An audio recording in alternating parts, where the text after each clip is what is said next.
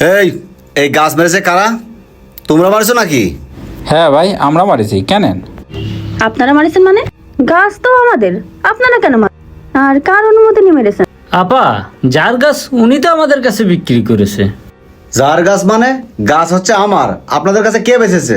ভাই, যে আমাদের কাছে গাছ বিক্রি করেছে সে তো বললো তার গাছ। দেন, ফোন দেন। কে আপনার কাছে গাছ বিক্রি করেছে তার কাছে ফোন দেন। আচ্ছা ঠিক আছে, ফোন দিচ্ছি। না, এ টাকা দিয়ে গাছ কিনে এ ভেজাল কি ভালো লাগে? হ্যালো ভাই, ওই যে আমরা যে আপনার গাছ কিনিলাম, এখানে একটু ঝামেলা হচ্ছে, আসেন তো। আচ্ছা আচ্ছা ঠিক আছে, তাড়াতাড়ি আসেন।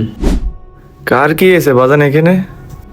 এই যে ইনাদের কি সমস্যা দেখেন। হ্যাঁ, আরে অপু, বাবা অপু, কেমন আছো তুমি বাপ?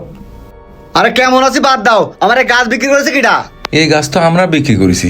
কেন অপু, কি হয়েছে? কোনো সমস্যা? গাছ তোরা বিক্রি করেছিস মানে? গাছ কি তোগের যে তোরা বিক্রি করেছিস? কি করছিস অপু? গাছ আমাদের না মানে? গাছ আমাদের না? গাছ তোমাদের মানে? এই জমি কিনা আমার নামে, আমার টাকাতে কিনা।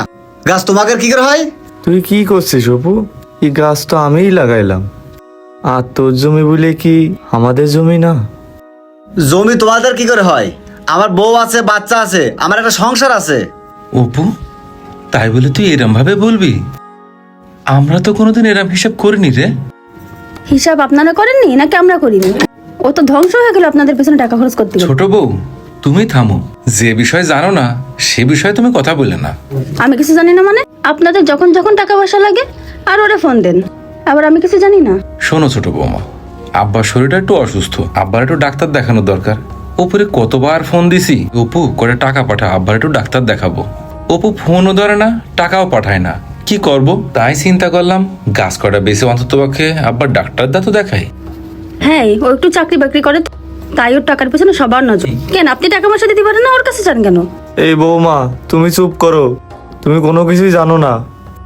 শোনো তাহলে কি কারণে। কই রে ও সোহেল, আরে দুপুর গড়ায় গেল, মাঠে যাওয়া লাগবে না? কি হয়েছে আব্বা?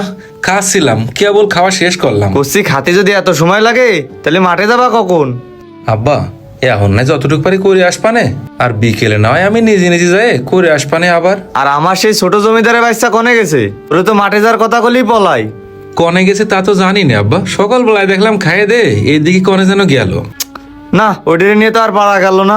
এত পড়াশুনো করালাম, একটা চাকরিও করবে না, ঠিক মতো আমার সাথে একটু মাঠেও যাবে না। আব্বা যাই গে, ওর নিয়ে বেশি বকাবকি করে না দিন। ও এর আমার টইছে তা কি হয়েছে?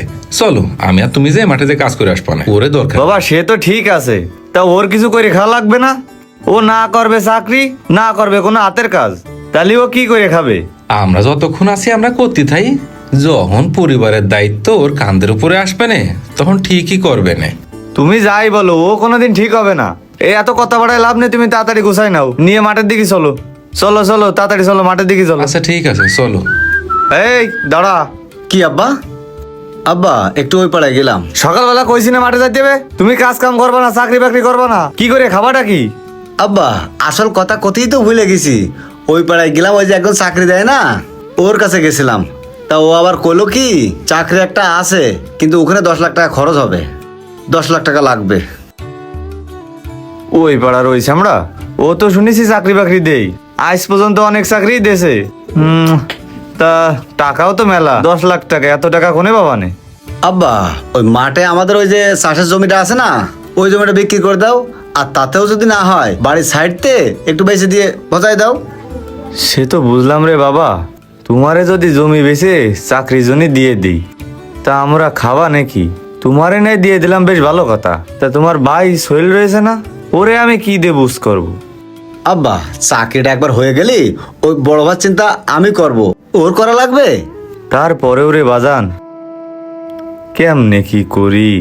আব্বা অত চিন্তায় লাভ নেই, ওর যদি চাকরি হয়ে যায়, ওর চাকরি হয়ে গেলে তো আমাদের পরিবারটা সুন্দরভাবেই চলবে না। দাও, ও তুমি জমি বেচে দিয়ে ওর চাকরির ব্যবস্থাটা করেই দাও। আব্বা তাহলে যদি চাকরি করতে হয় তাহলে 2 দিনের মধ্যেই টাকা দিতে হবে, সেই কথাই কয়ে দিয়েছে। এ কি করছাও? জমিতে তো ধান লাগানো রয়েছে, তা ধান লাগানো অবস্থায় জমি এখন কি করে বিক্রি করব? আব্বা ধান লাগানো রয়েছে তা কি হয়েছে? না আমাদের একটু লসই হয়ে যাবে না, আর জীবনে কিছু পাতি হলেই তো কিছু লস করতেই হয়, লস না হয় হোক। দাও তুমি বেঁচে দাও, দিয়ে ওর চাকরির ব্যবস্থা একটু করেই দাও। আব্বা, বড় ভাই তো ঠিক কথাই কইছে, চাকরিতে একবার জয়েন করতে পারলি কয়েক মাসের ভিতরেই জমি কিনতে পারবা না, ওনে তোমার চিন্তা করতে হবে না। সোহেল, তাহলে আর মাঠে যে কাজ নেই বাজান, তাইলে তোমরা এক কাজ করো, তোমরা থাকো, বাড়ি থাকো, তোমার ওই কাশেম চাচার কাছে যেয়ে দেখি, ও তো একটা জমি কেনার কথা কইছিল, ওনার সাথে কথা কয়ে আসি, দেখি 2 দিনের ভিতরে টাকার ব্যবস্থা করা যায় কিনা। ঠিক আছে আব্বা, তাহলে যাও। এ বড় ভাই, আয় ঘরে আয়। যাক, একটা ব্যবস্থা হইলো। অপু, অপু কই? ও সোহেল, বাজান তোমরা একটু বাইরে এসো। আব্বা, কি হয়েছে আব্বা? কাশিম চাচার সাথে কি কথা হয়েছে? হ্যাঁ বাজান, তোমার কাশেম চাচার সাথে কথা হয়েছে, আর সে একবারে টাকাও দিয়ে দিছে, একবারে টোটাল টাকা 10 লাখ টাকায় দিয়ে দিছে। তোমরা টাকাটা একবারে দিয়ে আইসো, এতগুলো টাকা বাড়ি রাখা ঠিক হবে না। তা আব্বা ঠিক কথাই কইছে, আমাদের বাড়ি এতগুলো টাকা রাখা ঠিক হবে না। তাহলে এক কাজ করি আব্বা, তুমি টাকাটা দাও, আমি আর উপু যায় টাকাটা দিয়ে আসি। তা ওই স্ট্যাম্প টিস্টাম্পকে কিছু করে নিয়ে আসবো আব্বা? তা তো করতে হয় বাজান, এতগুলো টাকা একটা লোকের কাছে দিবা, স্ট্যাম্প ছাড়া টাকাটা কিভাবে দিবা? স্ট্যাম্পটা করেই নেই সেনে। আব্বা, তোমার টেনশন করতে হবে না, উনি খুব ভালো মানুষ। এ পর্যন্ত যারা যারা চাকরি জন্য গেছে তারা সবাই চাকরি পেয়ে গেছে। তারপর অপু, আব্বা যখন করছে স্ট্যাম্পটা করে নিয়ে আসাই ভালো হবে না। হ্যাঁ বাপ, স্ট্যাম্পটা করেই নেই সেনে, এটাই তো আমার শেষ সম্বল, আমার তো আর কিছুই থাকলো না। অপু, তাহলে চল আমরা 2 ভাই যাই। চল আব্বা, ভাই। দাও টাকাটা দাও, তুমি যে ঘরে যে রেস্ট নাও, আমরা যে টাকাটা দিয়ে আসতেছি। চল অপু। চলো ভাই। সবই তো শুনলে, ওর চাকরির জন্যে টোটাল সম্পত্তি বিক্রি করে 10 লাখ টাকা দিছিলাম। কই বৌমা, সোহেল তখন তো একটা কথাও বলিনি, সোহেল তো বলিনি না আমার বাঘের সম্পত্তি বিক্রি করে আমার ভাইরে দেব না, তাইলে এখন তোমরা টাকার খুঁটা দিচ্ছ কেন?